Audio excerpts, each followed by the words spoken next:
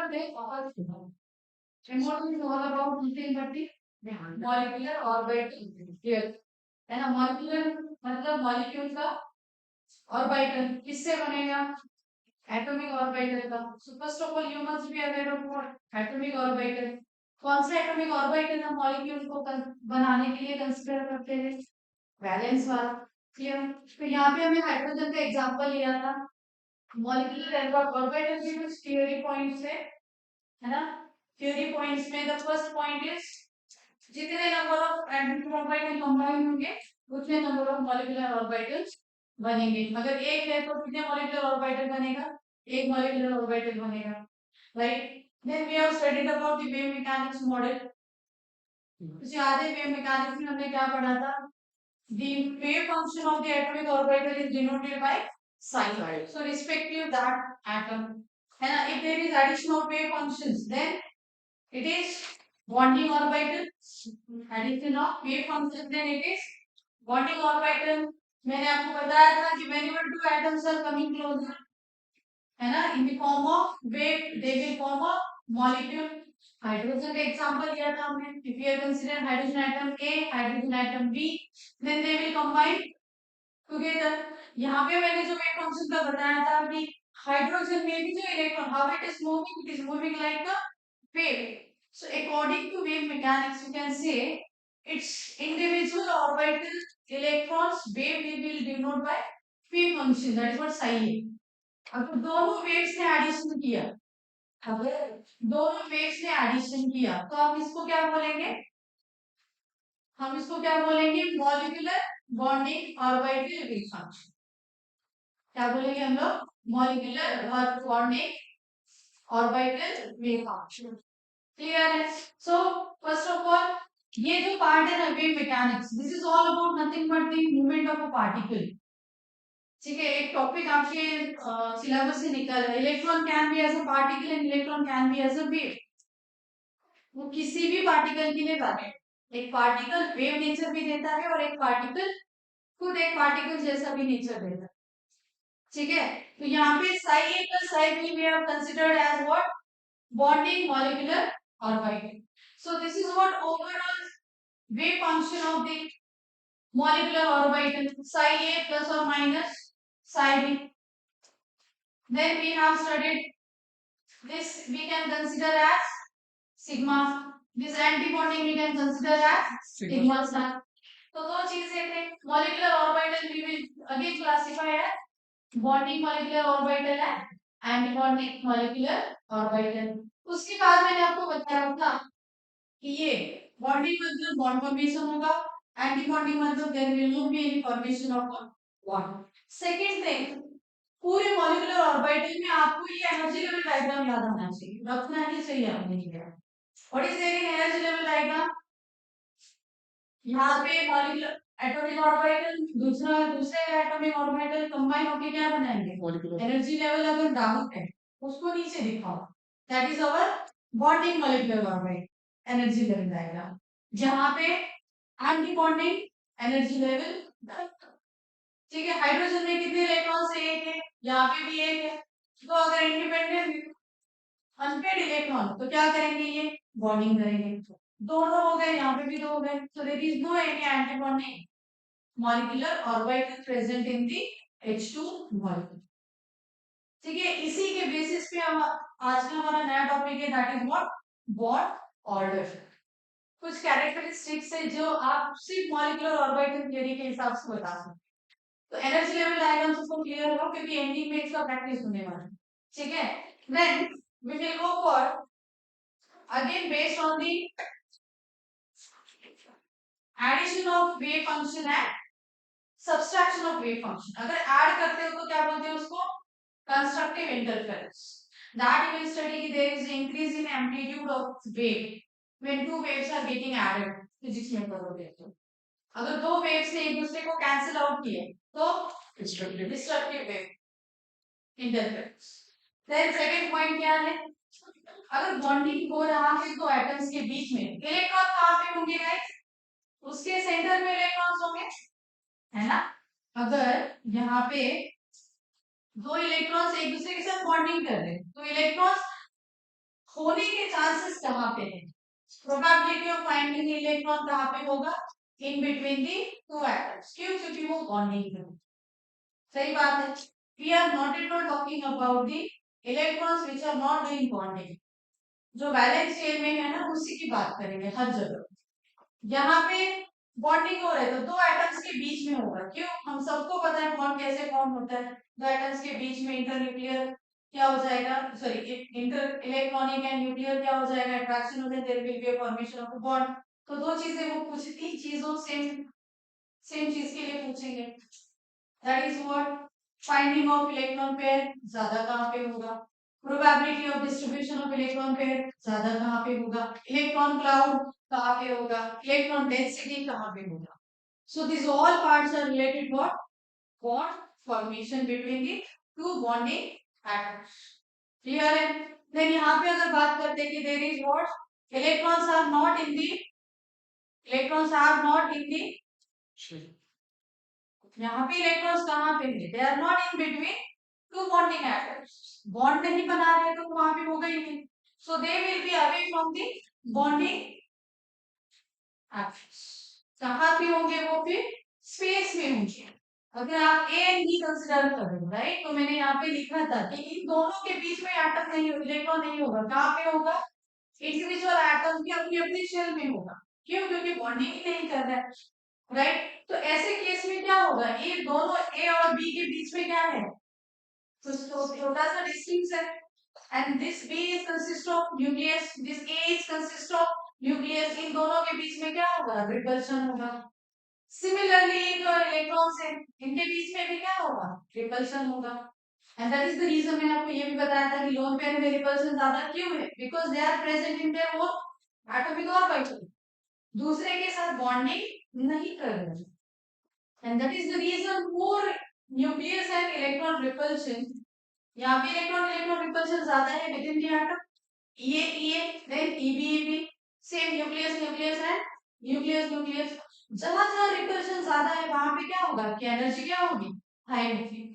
Wherever molecule is having the higher energy, that molecule is unstable. Always remember this thing. So you can see stability is inversely proportional to molecular energy. हमने एक point भी पढ़ा था ना, resonance stabilization energy. Resonance stabilization energy में जितने भी canonical structures होते हैं, कैनोनिकल स्ट्रक्चर्स की stabilization energy is more than the hybrid. इसीलिए हम हाइब्रिड को कहां पे कंसीडर करते हैं? इन ईच रिएक्शन में हाइब्रिड मॉलिक्यूल को कंसीडर किया जाता है. सही बात समझ में? So same here also for all molecules. Remember wherever energy is high means obvious वहां पे कोई ऐसा फोर्स होगा जो बहुत ज्यादा होगा. एंड मोर फोर्स होना मतलब रिपल्सिव ही हो सकता है. क्यों? क्योंकि अट्रैक्टिव फोर्स अगर ज्यादा होगा तो अकॉर्डिंग टू वीबीटी हमारा बॉन्ड बन जाएगा और अपना मॉलिक्यूल क्या हो जाएगा? स्टेबल हो जाएगा. Clear with the point? So पूरे इसमें ये this part is not given in your textbook. आप पढ़ोगे तो भी आप अच्छे से समराइज नहीं कर पाओगे. तीन चीजें यहाँ पे आ जाती है. One is constructive and destructive interference, then bonding electron density, and then repulsion है. यहाँ पे क्या है अपने पास? अट्रैक्शन ज्यादा है, वहां पे रिपल्शन ज्यादा है. And that is the reason anti bonding is high energy, bonding is low energy. Clear with the point? Then सबसे इंपॉर्टेंट पॉइंट ये है कि why atoms are doing the bonding. Individual atom की बात करोगे तो each atom want to acquire the noble electronic gas, sorry electronic configuration, है ना. नोबेल गैस में क्या एक्वायर करना चाहता है? वो electronic configuration. That is the reason bonding is happening. So you can say bonding basically stabilize the molecule. किसी भी एटम में अगर बॉन्डिंग होता है तो वो क्या हो जाता है? स्टेबलाइज होता है. Clear with the point? And that is the reason you can understand here also कि whenever there is a stabilization energy discussion, remember bonding part will come. Bonding है तो stabilization. ठीक है? Then now there are some conditions, the same conditions we have studied for the MOT, same conditions we will study for the linear combination of atomic orbital. Linear combination का मतलब है basically formation of a bond. Formation of what bond. सबसे पहला वाला point क्या रहता है, same energy bond means you have applied n plus n। जो भी एटॉमिक ऑर्बिटल्स एक दूसरे से कंबाइन होने जा रहे हैं या फिर बॉन्डिंग करने जा रहे हैं, they must have the same energy. So you will just write down only one word कि AO will have must have same energy. So सबसे पहला पॉइंट क्या है, सेम एनर्जी कांस्टेंट। दूसरा क्या है, सेम सिमेट्री। और अच्छा बॉन्डिंग होने के लिए we have studied this point also कि जो ऑर्बिटल ओवरलैप है ना, ऑर्बिटल ओवरलैप है वो कैसा होना चाहिए, it must have the more extent. It should not be like कि अगर आपके पास ये इस ऑर्बिटल है, ठीक है, और दूसरा हाइड्रोजन का इस ऑर्बिटल से just overlapping like this, so this is not the perfect bonding. ये थर्ड पॉइंट। बॉन्डिंग के लिए क्या होना चाहिए, उसका overlapping extent should be small. और एक चीज ये भी याद रखो, 50% के ऊपर ओवरलैपिंग नहीं होगा क्योंकि रिपल्शन फोर्स उसको अलग नहीं करता, दो न्यूक्लियस के बीच में रिपल्शन होता है। Write down this points condition of the combination of atomic orbital.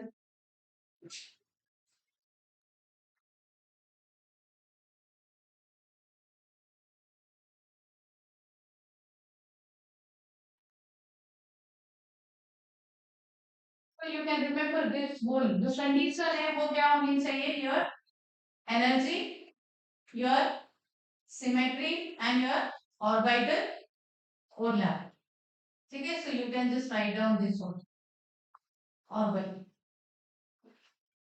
Energy क्या होनी चाहिए, एनर्जी सेम, समझ में आई बात, energy same, symmetry same, orbital overlapping more extent. So remember this word. ये कब आपको वर्ड याद रहेगा, जब आपको ये पूरी कंडीशन पता है, ये सबके लिए है खाली, क्योंकि this the same thing we have studied in what, हमने सेम एनर्जी प्रिंसिपल कहाँ पे अप्लाई किया था, अब वो में भी अप्लाई किया था, है ना। एनर्जी को लेस होना चाहिए या फिर एनर्जी सेम होना चाहिए, सेम एनर्जी आया तो प्रिंसिपल क्वांटम नंबर क्या होना चाहिए, लेस होना चाहिए, then you can choose that orbital for the filling of an electron.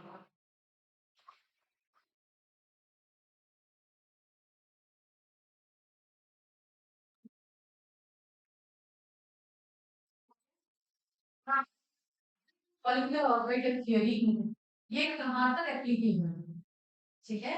ये जो मॉलिक्यूलर थ्योरी है वो कहाँ तक है, that is very important thing. So remember this theory is only applicable up to 10 to 12,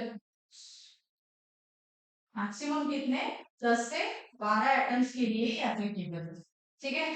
तो बेसिकली ये जो मॉलिक्यूलर ऑर्बिटल है इसमें कौन कौन से बॉन्ड्स है, सबको पता है सिग्मा बॉन्ड, हमने पढ़ा है सिग्मा बॉन्ड। देन दूसरा पाई बॉन्ड बनता है, तीसरा एक बॉन्ड बनता है दैट इज डेल्टा। बट इसके बारे में अभी डिस्कशन करने की जरूरत नहीं है, delta is for the D orbital basis, ठीक है। सो जो डेल्टा हो गए इसको आप सिलेबस में भी नहीं देखोगे और इम्पोर्टेंट भी नहीं, ठीक है। This is quite advance level, जरूरत नहीं है अभी। यहीं पे कुछ चीजें क्लियर करो गाइस, जो हम एमओटी पढ़ने वाले हैं। So MOT is for, you will study for molecule which are having hydrogen, helium, lithium, beryllium, boron, carbon, nitrogen, oxygen, chlorine, max to max neon, ठीक है। तो इनके डाइएटोमिक मॉलिक्यूल के लिए हम एमओटी बन जा रहे हैं। So MOT is basically for H2, He2, then Li2 and so on till F2। ज्यादा आपको सोचने की जरूरत नहीं है, इसमें करना क्या है, सिर्फ और सिर्फ आपको एनर्जी लेवल डायग्राम ड्रॉ करनी है, then you have to find out some characteristics which I am going to explain to. Clear with the point. भी यहाँ पे इलेक्ट्रॉनिक कॉन्फ़िगरेशन है सेकंड पॉइंट, ठीक है। सो इलेक्ट्रॉनिक कॉन्फ़िगरेशन सबको पता है, क्लोरीन तक इलेक्ट्रॉनिक कॉन्फ़िगरेशन क्या है, लास्ट वाला मुझे बताओ, क्लोरीन का इलेक्ट्रॉनिक कॉन्फ़िगरेशन क्या है, 1s2 2s2 2p6, sorry 2s2 and 2p5, ये इलेक्ट्रॉनिक कॉन्फ़िगरेशन सबको क्लियर है। अगर इसका F2 मॉलिक्यूल बने, ध्यान से देखो, अगर इसका F2 मॉलिक्यूल बनेगा तो ये क्या बनाएगा, मॉलिक्यूलर ऑर्बिटल बनाएगा, राइट। F2 मॉलिक्यूल का आपको क्या आना चाहिए, इलेक्ट्रॉनिक कॉन्फ़िगरेशन। सो देखो जब भी आप किसी एटम का इलेक्ट्रॉनिक कॉन्फ़िगरेशन लिखते हो, so this is what your atomic electronic configuration, और इसके लिए हम जो पढ़ने वाले हैं that is what your molecular electronic configuration. So ये सिग्मा, सॉरी ये 1s2 है, राइट, ये 1s2 है। दूसरा दूसरा जो क्लोरीन एटम आएगा उसका भी क्या आएगा, 1s2 आएगा। So this will need one more chlorine to form the F2 molecule. क्या आएगा electronic configuration, 1s2 2s2 and 2p5। अब ये जो पॉइंट है बहुत इंपॉर्टेंट है। यहाँ पे कितने इलेक्ट्रॉन है, 2। यहाँ पे भी कितने इलेक्ट्रॉन है, 2। इसमें से एक इलेक्ट्रॉन बॉन्डिंग के लिए जाता है, एक इलेक्ट्रॉन एंटी बॉन्डिंग के लिए जाता है। How many electrons we have in 1s, 1s में हमारे पास कितने हैं, 1s2 और दूसरा 1s2, राइट। यही है क्लोरीन का, स्टार्टिंग से मैं बात करी। तो गाइस एक चीज याद रखो, इसमें से एक एटम जो है, सॉरी इसमें से एक इलेक्ट्रॉन किसके लिए जाता है, बॉन्डिंग के लिए, और दूसरा जो है वो किसके लिए जाता है, एंटी बॉन्डिंग के लिए। आपको हर एटम के लिए ऐसा ही करना है। Now how we are denoting the bonding, bonding हम कैसे डिनोट करते हैं, बाय सिग्मा। बॉन्डिंग कैसे डिनोट करते हैं हम, बाय सिग्मा। कौन सा है यहाँ पे ऑर्बिटल आपका, बात समझ में आई। दूसरा anti bonding how we are denoting, sigma star. क्या है यहाँ पे, ठीक है। So this electronic configuration of F2 molecule for 1s2। कौन सा बॉन्ड बना, सिग्मा 1s2। दूसरा कौन सा बना, सिग्मा स्टार 1s2। यहाँ तक बात समझ में आई। Then what we have is again 2s2, same ही बनेगा। क्या बनेगा 2s2 का, sigma, you want me to write for, बाद में नहीं तो भूल जाओगे।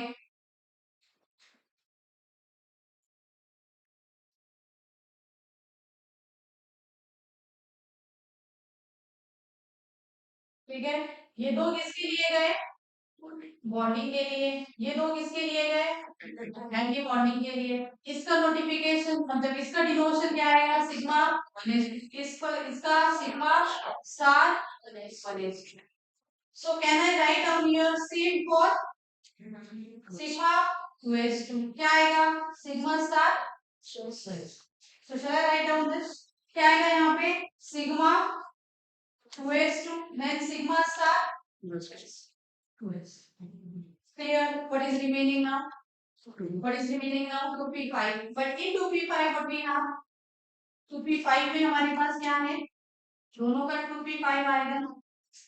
px and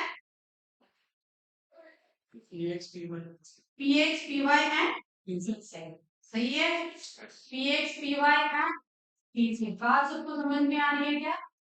orbital diagram this is pz py px, pz py px। Guys मैंने आपको एक चीज बताई थी कि pz जो है सो z है basically from the p only, pz always from the sigma, ये कभी पाई बॉन्ड नहीं बनाएगा। Always remember in px and py क्या बनाएंगे, पाई भी बना सकते हो और सिग्मा भी बना सकते हो। pz only sigma, only what, sigma। Clear. So what is our next electronic configuration, उसके बाद क्या बनेगा, अनपेयर्ड वाला पहले बनेगा। क्या आता है, कौन सा बॉन्ड बनेगा यहाँ पे, यहाँ पे क्या बनेगा, सिग्मा 2p। क्या यहाँ पे कोई एंटी बॉन्डिंग बनेगा, क्यों, क्योंकि pz में और एक्स्ट्रा इलेक्ट्रॉन है ही नहीं। समझ में आई बात। तो यहाँ पे क्या बनेगा, sigma 2p। What about next, फिर आपको किसका लिखना है, px है py। कौन सा बॉन्ड बनाते हैं px and py, pi, right. इसके लिए सिग्मा डिफाइन कहीं भी मत करना, फिक्स है। px py के लिए सिग्मा कहीं भी डिफाइन नहीं करना। क्लियर। सो क्या आएगा यहाँ पे सिग्मा 2px, कितने इलेक्ट्रॉन्स है यहाँ पे 2, देन सॉरी यहाँ पाई पाई 2py।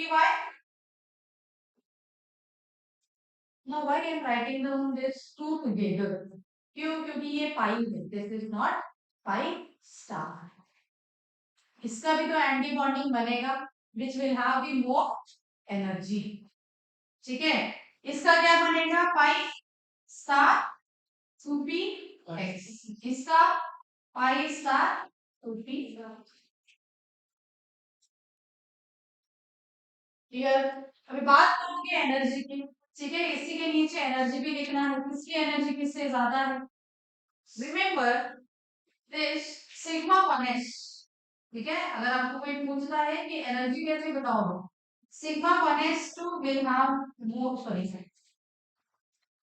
Sigma 1s2 will be lesser than sigma star 1s2, जिस जैसे मैंने लिखा है वैसे आएगा, then sigma 2s2, then sigma star 2s2, then sigma 2pz, पे 2 रहेगा है ना, then pi 2px is equal to pi 2p by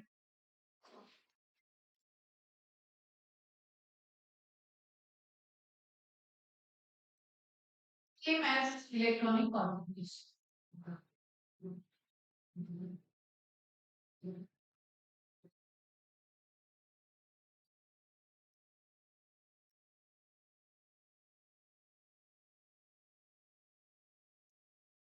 ये वो जो है ना, वो ऑर्बिटल डायग्राम वाला, वो लिखना, ठीक है, एमओटी मैक्सिमम बच्चे भूल जाते हैं, याद रखो क्योंकि बहुत अलग कॉन्सेप्ट, पूरे केमिस्ट्री में से अच्छा है कॉन्सेप्ट।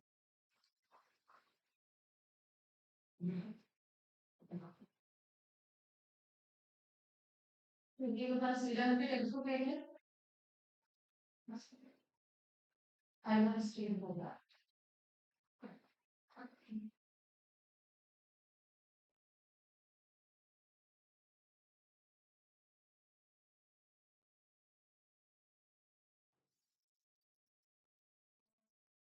फिजिकल क्वेश्चन क्या है, chemical bonding, states of matter लिखते हैं एमपीटी, कर दोगे ना, स्टेट्स ऑफ मैटर है क्या, आज क्या है 18, एक दिन में हो गया, because it's not J level ना, आराम से बैठे, done with this,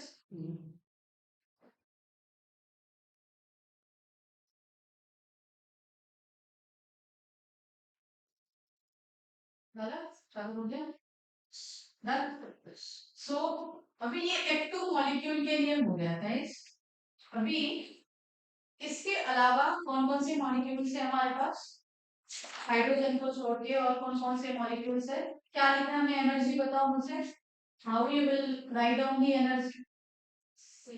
सबसे पहले क्या आएगा sigma 1s, then sigma star 1s,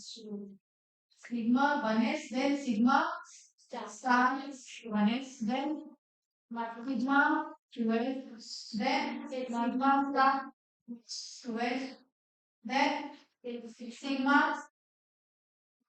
2pz लिखा है हमने पहले, then pi 2px is equal to pi 2p by, उसके बाद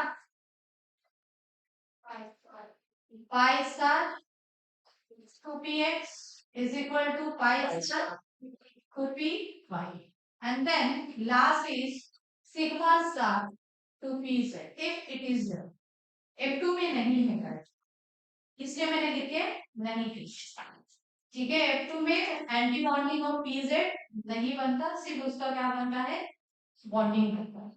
Clear with the point? So this is the energy level you can say for the F2 molecule। अभी ये जो energy level है जो हमने कहाँ पे किया था, वो प्रिंसिपल के अकॉर्डिंग किया था, राइट, सेम ही होना चाहिए। एनर्जी यहाँ पे एक एनर्जी लेवल अलग दिया है और दूसरा एनर्जी लेवल अलग दिया, Reason is that they have obtained this experimentally. Now, apart from this, कौन कौन से मॉलिक्यूल्स है हमारे पास? कौन कौन से मॉलिक्यूल्स है हमारे पास? हाइड्रोजन हो गया, हीलियम 2s का की है, 2p वाले कौन कौन से मॉलिक्यूल्स है? चलो कंसीडर करो, लिथियम भी है, लिथियम नहीं, Li2, then beryllium, then boron, then carbon. ठीक है, सो इन मॉलिक्यूल्स के लिए ये जो है that is not correct. In molecules के लिए ये जो भी एनर्जी लेवल डायग्राम दिया है that is not correct. Same as apart from this how many molecules we have? और कौन से C2 के बाद क्या आता है? N2 आता है, N2 के बाद O2, O2 के बाद सो F2 के लिए यही है। अभी ये जो मॉलिक्यूल्स है जिसमें क्या आने वाला है, बेसिकली कंसीडर जिसमें PZ तक आने वाला है, जिसमें PZ तक आने वाला कौन है? उसमें सिर्फ ऑक्सीजन है, हो सकता है सिर्फ नाइट्रोजन है, बाकी कोई इस कैटेगरी में नहीं आएगा। So remember we are only talking about this. Text book में दिया है पूरा, but that is incorrect, completely incorrect. So remember for N2 and O2, what will be the energy level? Energy level क्या होना चाहिए? सिग्मा 1s के लिए same रहेगा, सिग्मा स्टार 1s के लिए सेम रहेगा, सिग्मा 2s के लिए सेम रहेगा, same as sigma star 2s के लिए सेम है। बात कहां से बदल जाती है? Whenever we are talking about what px py and pz। जैसे मैंने आपको बोला है कि 1 की एनर्जी क्या है? 1 की energy is less then 2 is less then 3, सबको पता है। बट गाइस उसमें भी एक चीज है, व्हेनेवर वी आर कंसीडरिंग 2 तो इसमें 2s एंड 2p आता है। याद रखना, इसकी एनर्जी इसकी एनर्जी भी तो आएगी, इंडिविजुअल ऑर्बिटल की भी तो एनर्जी आएगी, उसमें से पीजेड ऑर्बिटल की एनर्जी क्या है? ज्यादा। समझ में आई बात? पीजेड की एनर्जी क्या है? ज्यादा। So write down the electronic configuration for this. Sigma 2s के बाद क्या आ रहा है? सिग्मा 2x के बाद क्या आ रहा है? सिग्मा 2 पाई x, बढ़िया, pi 2px is equal to pi 2p।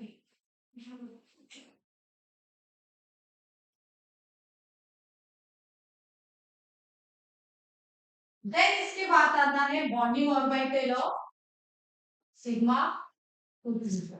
फिर इसके बाद कौन सा आ रहा है?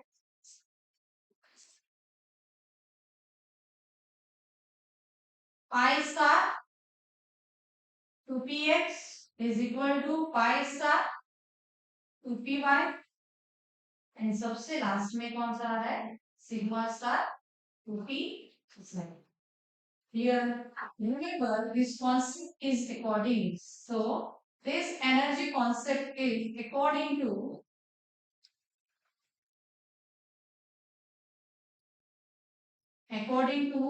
पहली बात, energy of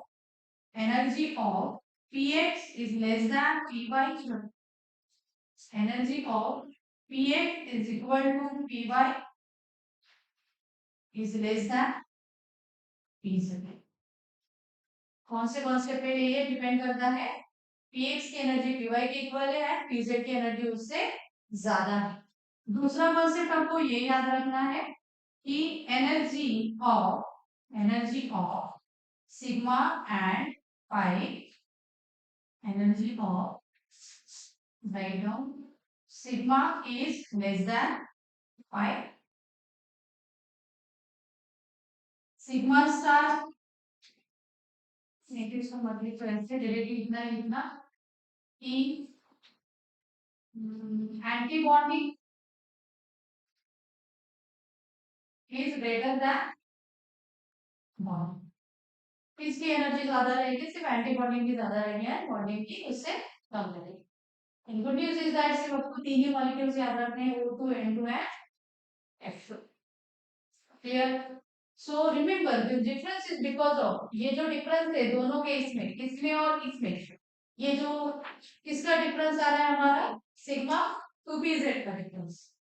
समझ में आई बात? कौन सा डिफरेंस आ रहा है यहाँ पे देखो सब लोग, किसका डिफरेंस है? सिग्मा 2pz का सब डिफरेंस है। इसका रीजन मैंने आपको बता दिया, बिकॉज ऑफ दिस। इसका रीजन क्या है? Energy of px is equal to py is equal to, sorry, is less than pz। But whenever we are considering antibonding, तो सब antibonding की एनर्जी क्या रहेगी? सब 2p के antibonding की एनर्जी क्या रहेगी? ज्यादा रहेगी। इसलिए सिग्मा स्टार 2pz सबसे लास्ट में। देखो आप क्या एक्सपेक्ट करते थे, यहाँ पे सिग्मा 2pz है, उससे ज्यादा एनर्जी किसकी रहेगी? Sigma 2p, sorry, sigma star 2pz, but that is not the possible case। दूसरी बात एक चीज भी याद रखो कि पाई बॉन्ड जो होता है उसकी energy is less then sigma. ये पॉइंट मैंने आपको पहले भी लिख के दिया है कि यहाँ पे third thing is energy of sigma is less then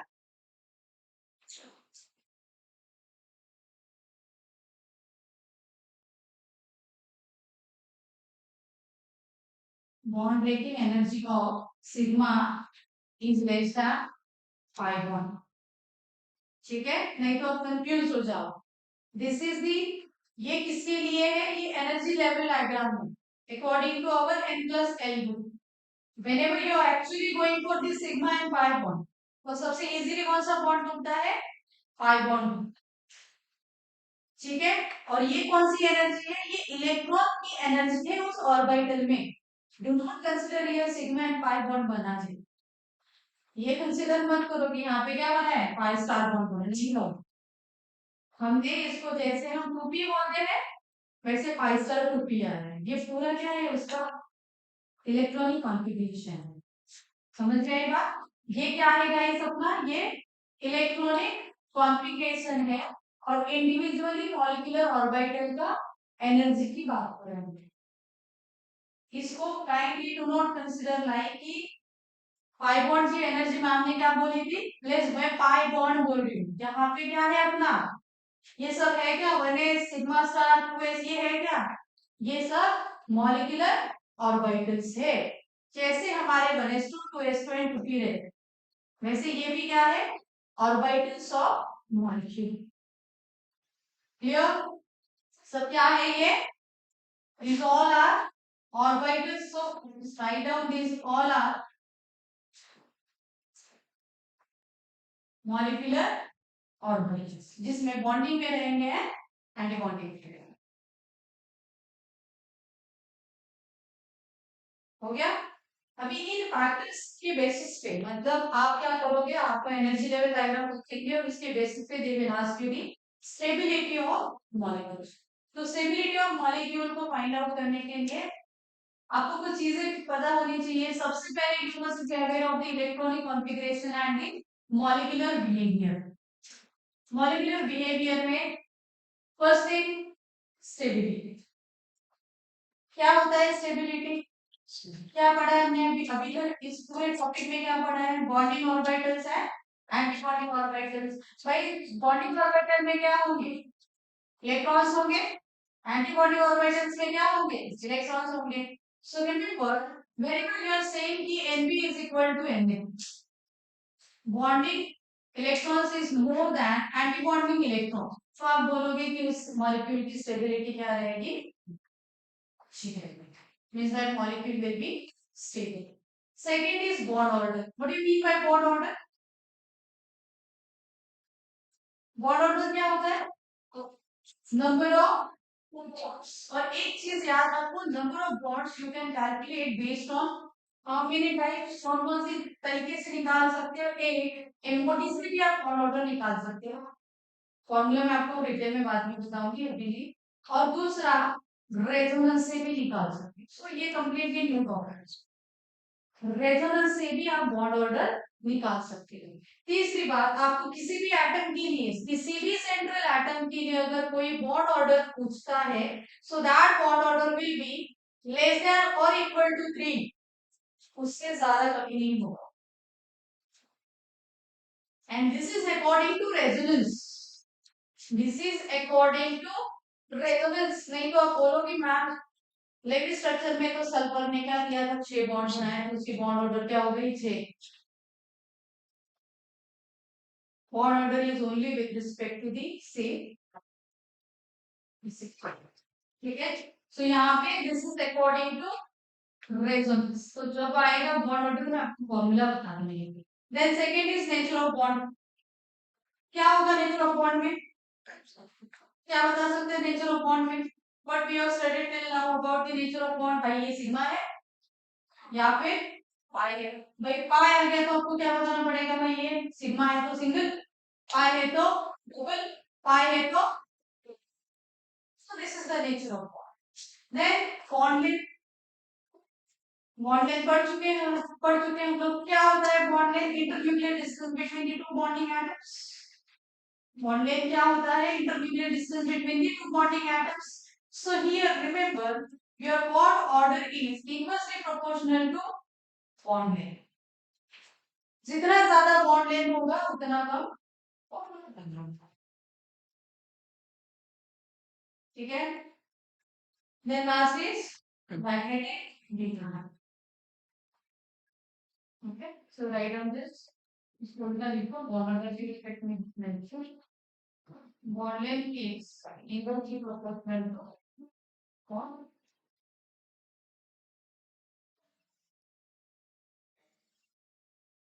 So just write down magnetic behavior is nothing but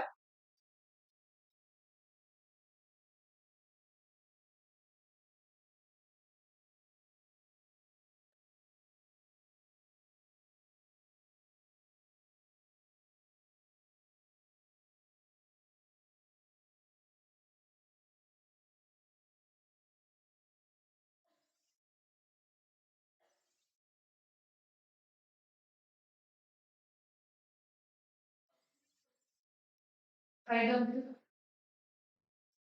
name clearly. नहीं लिखा है मैंने इसको, बाकी कुछ लिखा नहीं इसको आगे में.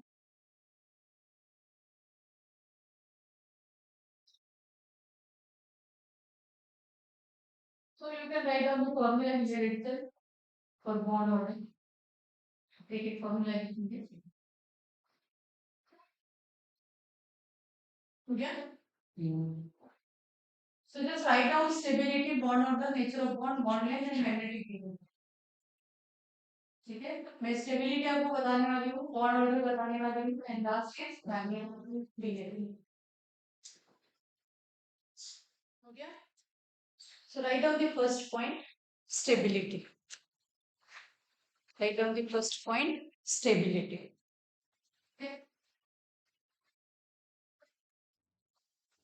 So we have the first point, that is stability of molecule.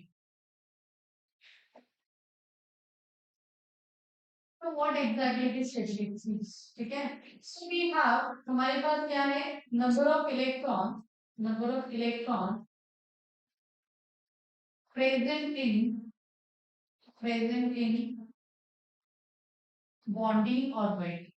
So shall I write down Bn present in bonding molecular orbital, and this is denoted by Nb. Similarly, whenever we are drawing in the level diagram, we have number of electrons present in anti-bonding molecular orbital, and it is denoted by Na. So remember, in stability, if your bonding electrons is greater than anti-bonding electrons, ठीक है, ये क्या है, bonding electrons are greater than anti-bonding electrons,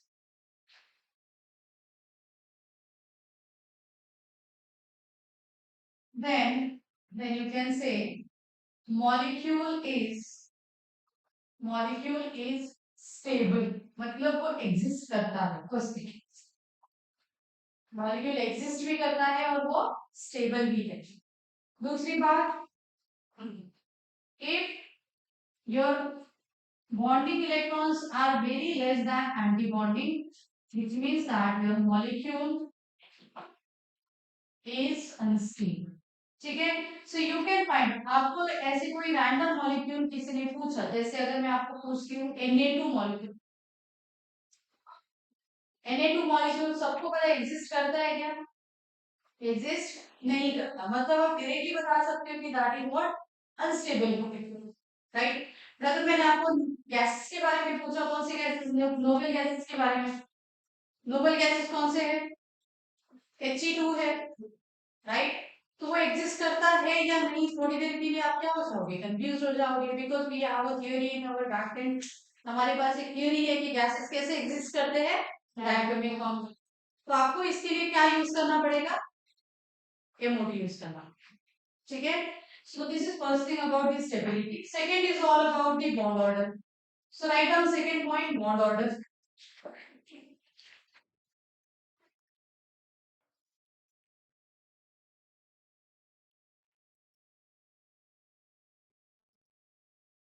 We have the formula in MOT, guys. According to MOT एक लिखोगे और दूसरा according to resonance.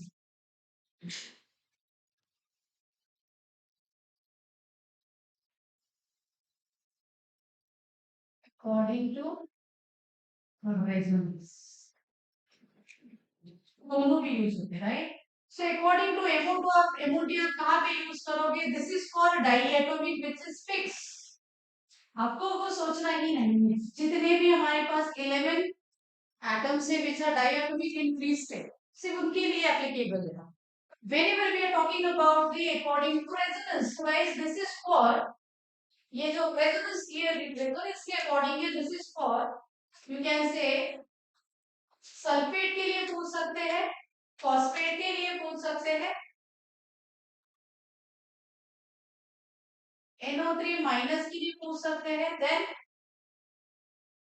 CO3 2 minus के लिए पूछ सकते हैं, और you can say poly atomic, ये जो क्वेश्चन है ना वो किसके लिए आएगा, to be very specific, poly atomic anion, means whatever we have done in the practice question in VSPR and lips, हमने किया था ना I3 माइनस, उसको अलग है, एग्जिस्ट करता भी नहीं है, फिर भी हम उसके लेवी स्ट्रक्चर ड्रॉ करते हैं, राइट।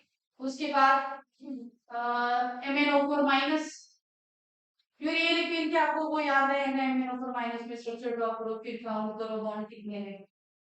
तो ये थोड़ा ट्रिकी क्वेश्चन है रेजोनेंस के, ये NO3 माइनस पे हो चुका है क्वेश्चन, CO3 2 माइनस पे हो चुका है, SO4 2 माइनस पे क्वेश्चन हो चुका है। So we have the formula for this, आपको क्या करना है, you have to find out, you have to find out, यहाँ ठीक है, इसके स्टेप्स बाद में बताती हूँ। Step 1 is you have to find the Lewis structure. सबको आता है Lewis structure, and second is you have to find resonance structure.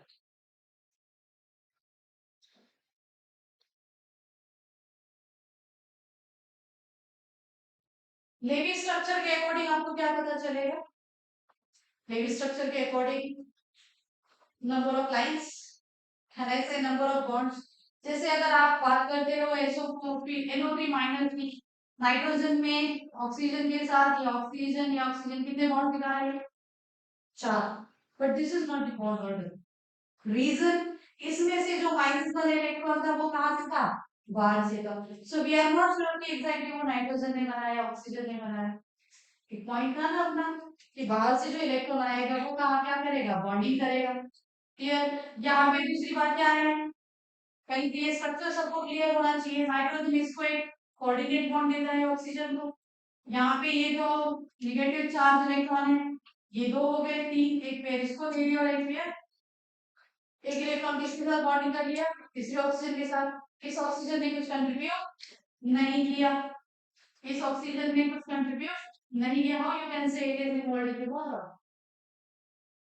Point किसमें है, ऑक्सीजन ने कुछ कंट्रीब्यूट ही नहीं किया तो बॉन्ड ऑर्डर में इन्वॉल्व नहीं रहेगा, वो बॉन्डिंग इलेक्ट्रॉन में इन्वॉल्व नहीं रहेगा, and that is the reason we are using the different formula, ठीक है। सो लेवी स्ट्रक्चर के अकॉर्डिंग आपको क्या देखना है, total number of bonds These are visible according to Levi structure, guys. So I am just writing down अपने कितने lines कहाँ है. That's it. Whether it is coordinate, whether it is sigma, whether it is pi, सब bond consider करना. दूसरा step है यहाँ पे आपको क्या फाइंड आउट करना है.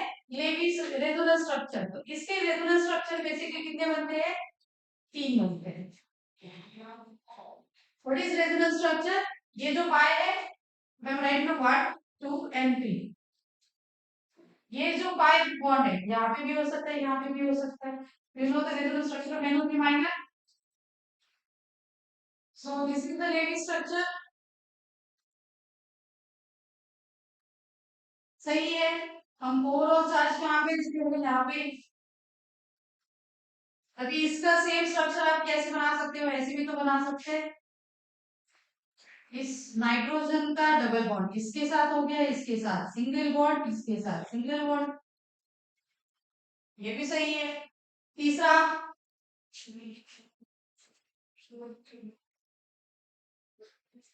Nitrogen is having double bond with this single single. बात समझ में आई. कितने रेजोनेंस स्ट्रक्चर बने गाइस. 3. पहला वाला बाय डिफॉल्ट हमें कंसीडर करना है ना. तो यहाँ पे फॉर्मूला बनता है. ठीक है. यहाँ पे फॉर्मूला बनता है. That formula is if you want to find the bond order with respect to resonance. किसके लिए है ये. पॉलीएटॉमिक एनाइंस के लिए ही ये क्वेश्चन आएगा. ठीक है. सो क्या आएगा आपका फॉर्मूला यहाँ पे. Bond order is equal to number of bonds according to Levy structure divided by resonating structures.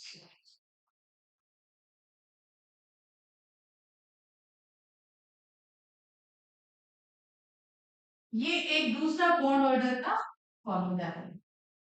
ठीक है. So what is the bond order of NO3 minus. Bond order of NO3 minus कितना है.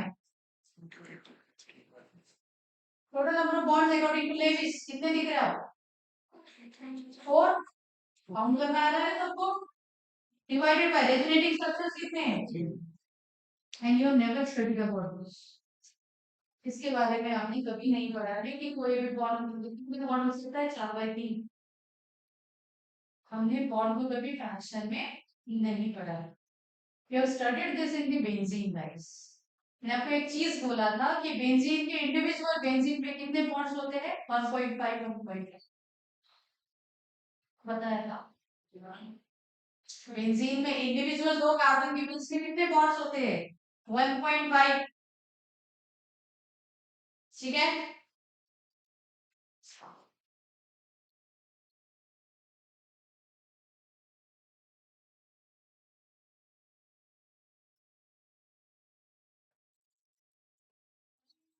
यहाँ पे according to MOD what we have in the bond order. हमारे पास कौन सा फॉर्मूला है बॉन्ड ऑर्डर का. So that is you can find out guys.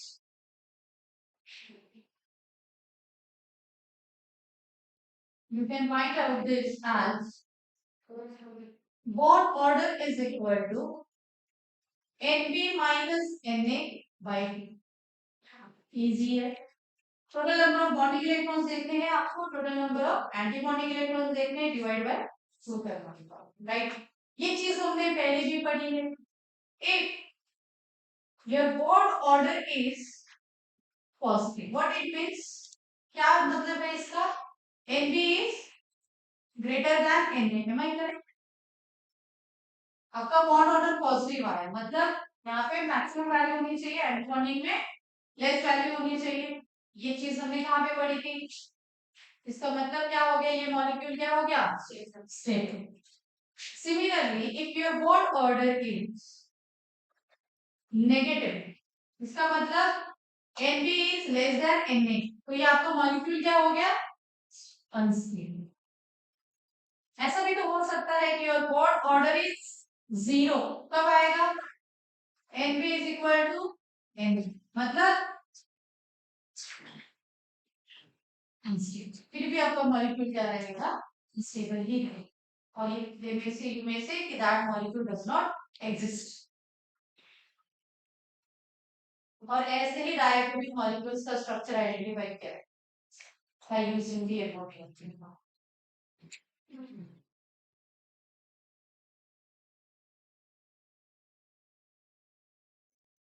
Side of this one. Your homework is SO4 2 minus PO4 3 minus and CO3 2 minus. ठीक है, कल करके आना फाइनल चाहिए। बॉन्ड ऑर्डर फाइंड आउट करना है SO4 2 माइनस का, PO4 3 माइनस का है, CO3 2 minus. Clear? Now last point, ठीक है, मैग्नेटिक नेचर। ठीक है, आपको बॉन्ड ऑर्डर समझ में आया, बॉन्ड लेंथ समझ में आया। जितना ज्यादा बॉन्ड ऑर्डर उतना ज्यादा उसका बॉन्ड स्ट्रेंथ, उतना कम उसका बॉन्ड लेंथ। ठीक है, तो लास्ट पॉइंट में लिख लो बॉन्ड ऑर्डर के बारे में। अगर किसी भी मॉलिक्यूल के बीच में बॉन्ड ऑर्डर ज्यादा है, ट्रिपल बॉन्ड है, मतलब आप क्या बोलोगे इस बॉन्ड की बॉन्ड स्ट्रेंथ क्या होगी, ज्यादा होगी। आप उसको तोड़ नहीं सकते। ट्रिपल बॉन्ड को तोड़ने के लिए पहले एक एक बॉन्ड को आपको तोड़ना पड़ेगा, then you can break the other. Then you can see here the intermediate distance is, मतलब अगर आपका सिग्मा बॉन्ड है, there is a single bond A and B molecule के, इसी ए एंड बी के मॉलिक्यूल के बीच में अगर डबल बॉन्ड बना तो उसका बॉन्ड लेंथ क्या हो जाएगा, कम हो जाएगा। वही अगर इसके बीच में ट्रिपल बॉन्ड बना तो बॉन्ड लेंथ क्या हो जाएगा, और कम हो जाएगा। बात समझ में आई? So bond length for the sigma is more, then double bond less, then triple bond. So this is applicable for what?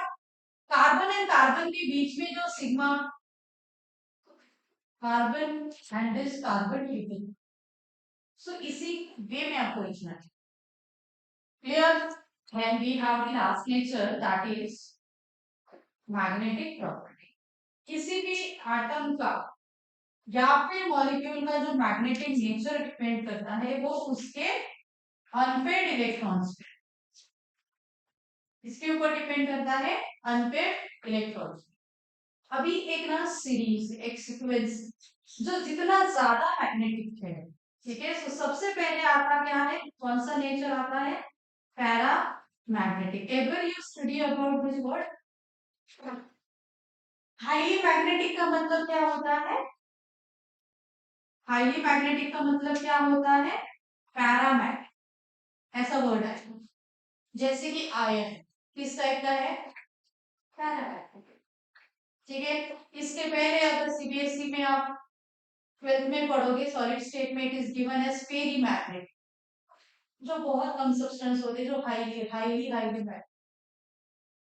ठीक है, पैरामैग्नेटिक के बाद आता है, यू कैन कंसीडर डायमैग्नेट,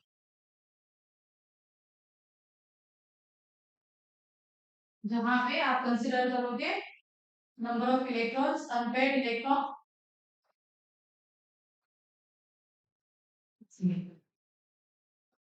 ठीक है, 11th लेवल पे इतना ही है। पैरा के बाद फेरो है, फेरी, पैरा, एंटीफेरी, फेरो, बहुत सारी चीजें हैं। ठीक है, तो अभी बस आपको क्या समझना है, वेदर इट इज पैरामैग्नेटिक और whether it is diamagnetic molecule.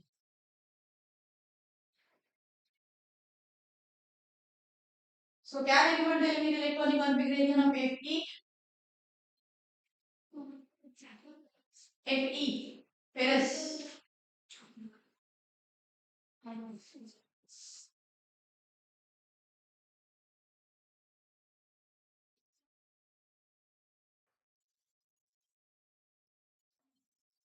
ferrous, fe को ही 30 29 28 26 25 25 और 26 26 है। हाँ, ठीक है, फेरस का एटॉमिक नंबर कितना है 26. So the clue I have given in the NPT. 26 मतलब 4s to 3d6. 3d6 कर लोगे. इजी है. 1s to 2s to करने की जरूरत नहीं है. This is for all. फिर इसके नीचे जितने भी एलिमेंट्स उस टेरिटरी कॉन्फ़िगरेशन ऐसे just n will be changed. Right? So can you tell me the atomic orbital? सही है. ऐसा ही आएगा.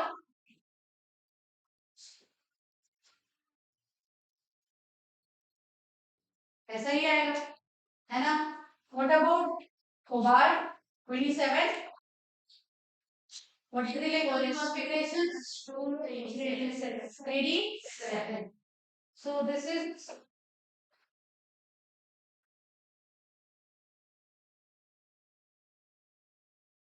So how many unpaired electrons? कितने unpaired electrons है यहाँ पे? Unpaired electrons is यहाँ पे unpaired electrons is कौन ज्यादा magnetic है? Who is more magnetic? Ferrous. इसका एक फॉर्मूला भी है. So you can write down here. Ferrous is more magnetic than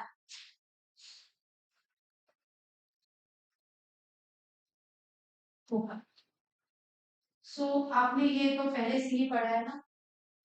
Ferrous, cobalt, nickel magnetic होती है. ये हम एग्जांपल्स आप लोग पढ़ चुके हो ना. Ferrous, cobalt, nickel are the magnetic compound, magnetic metals. They are the magnetic nature. So this is what based on the unpaired electrons. Here, so we have. Sorry, लिखो क्या हमको. So we have the formula for the magnetic nature that you will study again. किसी भी element का magnetic mu is given by square root of n plus n into n plus 2 and unit is Bohr magnetic.